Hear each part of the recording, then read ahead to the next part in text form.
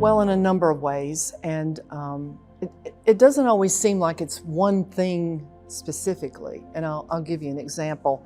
We had 357 narcotics arrests last year.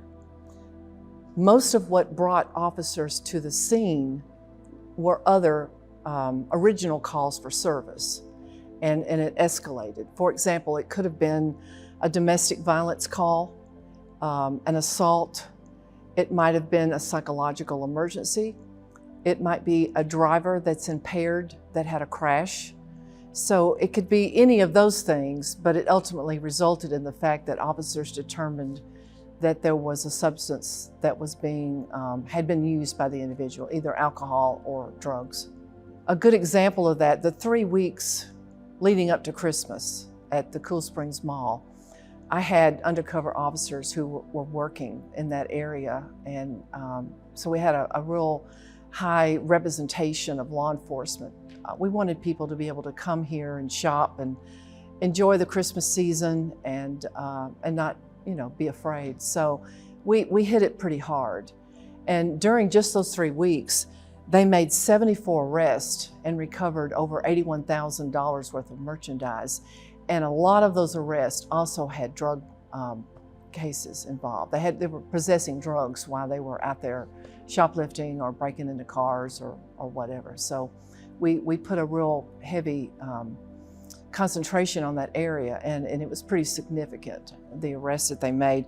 But drugs were seized during those arrests. So there's kind of a parallel with other situations.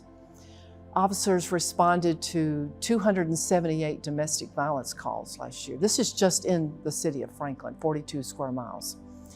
And all of those cases were either resulting into aggravated or simple assault arrest. And many of the individuals were under the influence of something. I mentioned DUIs. We did a really heavy concentration on looking for impaired drivers throughout the year, particularly around major holidays. We've got one coming up, which is St. Patrick's Day. Also Super Bowl Sunday, things like that, where people party and have a good time, and we encourage them to have a plan.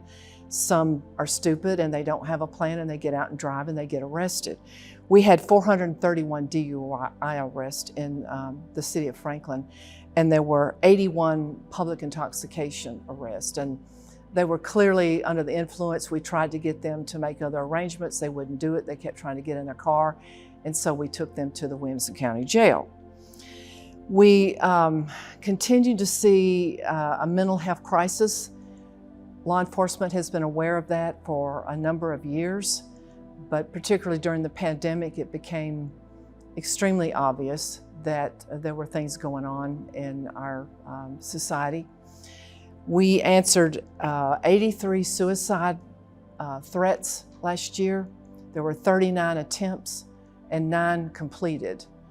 And police officers like to think that we can prevent things. We like to think that we interact with the public enough that we can prevent this terrible tragedy from occurring.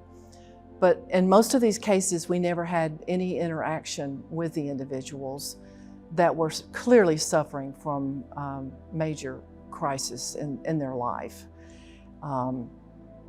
So that's something that we continue to look at.